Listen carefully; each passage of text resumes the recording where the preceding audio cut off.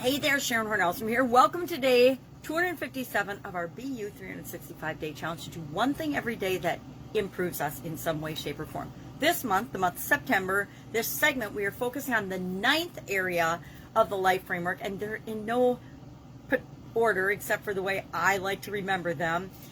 Physical, mental, emotional, spiritual, financial, relationships, contribution, confidence, and communication. We're focusing on communication this month. And today's topic is communication goals. So I've got a card that says goals on it, and I'm not sure you can see that. I can barely see it because it's got white writing on it. People that are blind don't like white fonts on anything unless it's on black. Formulate markers that acknowledge your progress and show you where energy or effort is needed. I actually did this yesterday, and again this morning. I looked at and reviewed my goals because I think I've probably mentioned these 9 areas and aspects of our life.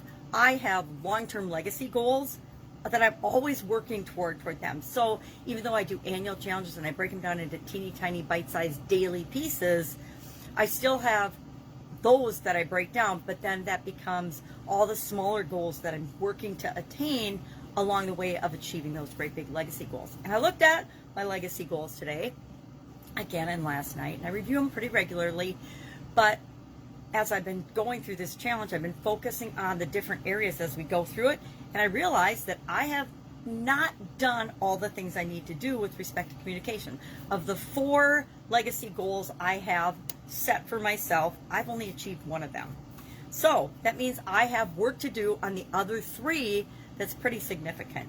So goals, there's all kinds of goals we can set with respect to communication. I like to set SMART or SMIRT goals: specific, measurable, attainable, or unattainable, depending on your perspective and where you are in your journey. Relevant, are they relevant? Are they important to you? If they're not important to you, why on earth, or relevant to you, why would you set goals like that? And then time bound. The reason we set time bound goals, and my legacy goals are 10 or 20 years. I don't have a specific time on those, but the smaller breakdown of those things that I'm doing to work toward those goals do have time frames to them. That's why I break things down to what can I do today to move me toward those goals and objectives. So today, I'm going to set some specific, measurable, attainable, and unattainable, because I like to have my legacy goals are stretch, unattainable goals. I may or may not achieve all of them in my lifetime. I plan to, but it doesn't mean I will. Life happens, life gets in the way, things change. Those goals, those legacy goals may change. Probably not. They're pretty much the same as they've been since I set some of them. So, and then time bound. So today I'm going to come up with 3, and I've got 3 that I haven't done yet, but I'm going to look at those. I'm going to say, are they based and do they follow the SMART goal framework? They don't have to, but it does make sure I don't miss important things. So what are some examples of communication goals that I could set or that you could set?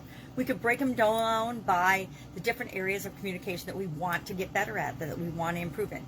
Maybe it's verbal, written, public speaking, written communication in terms of dealing with different groups or different people. Maybe we want to get better at communicating with our customers. Maybe we want to get better at communicating with our significant other. Maybe we want to get better at communicating with our kids, and we want to get creative and find different ways to do that, because what we've been doing hasn't been working very well.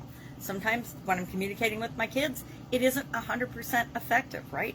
Definitely with my granddaughters, I'm learning all the time what works and doesn't work with them as they grow and mature and become amazing little human beings.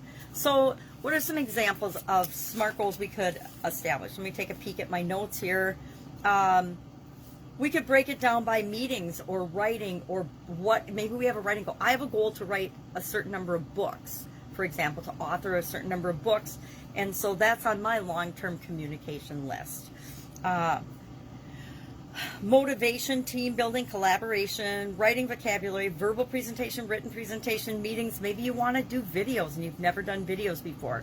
Maybe you want to explore how to be better at presenting or public speaking.